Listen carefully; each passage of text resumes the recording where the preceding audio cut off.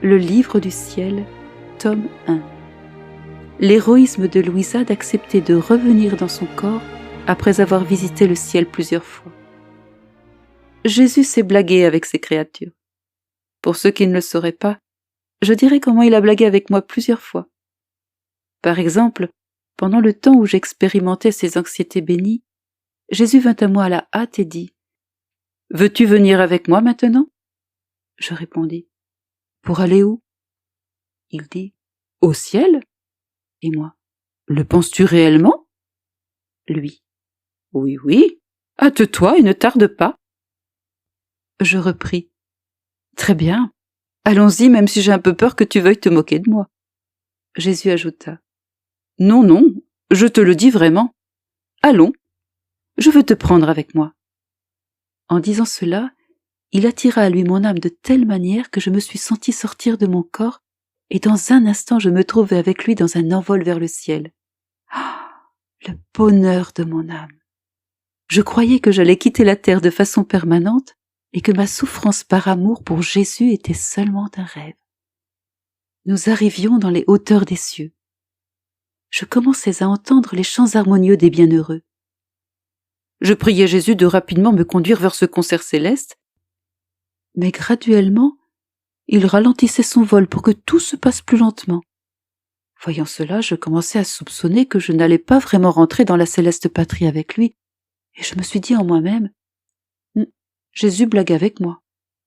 Aussi, de temps en temps, pour me rassurer, je lui disais, Cher Jésus, dépêche-toi, pourquoi ralentis-tu? Il me dit, Regarde là-bas ce pécheur tout près d'être perdu. Descendons sur la terre encore une fois. Essayons de rendre son âme contrite. Peut-être qu'il se convertira. Invoquons ensemble la miséricorde de mon Père céleste. Ne veux-tu pas que ce pécheur soit sauvé? Attends encore un peu. N'es-tu pas prête à souffrir quelque peine pour le salut d'une âme qui me coûta tant de sang? À ces mots, je m'oubliais moi-même. J'oubliais le voyage. Je renonçais au ciel et au chant des célestes choristes. Je dis à Jésus, oui, oui, tout ce que tu désires. Je suis prête à souffrir pour que tu puisses sauver cette âme.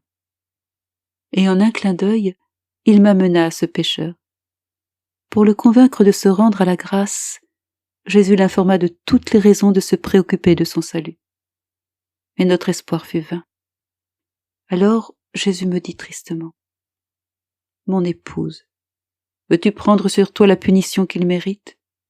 Si tu veux retourner dans ton corps pour y souffrir, la justice divine pourra être apaisée, et je pourrai faire miséricorde à cette âme. Comme tu peux le voir, ni nos paroles, ni nos raisons ne l'ont ébranlé. Pour nous, il n'y a rien à faire que de souffrir la punition qui lui est due.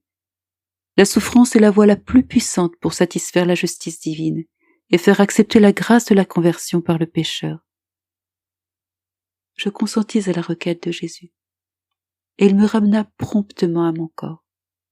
Je ne peux pas décrire les souffrances que j'expérimentais quand je repris contact avec mon corps. Ce dernier sembla s'objecter au retour de mon esprit et me fit me sentir toute dilatée. Au même moment, mon âme se sentit oppressée et sans vie, comme si je suffoquais et que j'en étais à ma dernière respiration. Je n'arrivais pas à porter cela. Jésus était le seul témoin de tant de souffrances. Lui seulement pourrait décrire les souffrances atroces et extrêmes que mon âme et mon corps endurèrent. Après quelques jours de souffrance, Jésus me laissa percevoir la conversion de ce pécheur, avec son âme déjà sauvée. Jésus alors me dit, « Es-tu aussi heureuse que je le suis ?» « Oui, oui, répondis-je. Je ne peux pas dire combien de fois Jésus répéta ces blagues. Une fois, il me fit entrer dans le paradis seulement pour me dire peu après, « Tu as oublié de demander à ton confesseur qu'il te donne la permission de venir avec moi. Tu dois donc retourner à ton corps pour recevoir cette permission. » Je lui dis, « Quand mon âme était dans mon corps et que j'étais sous la direction de mon confesseur, je devais lui obéir.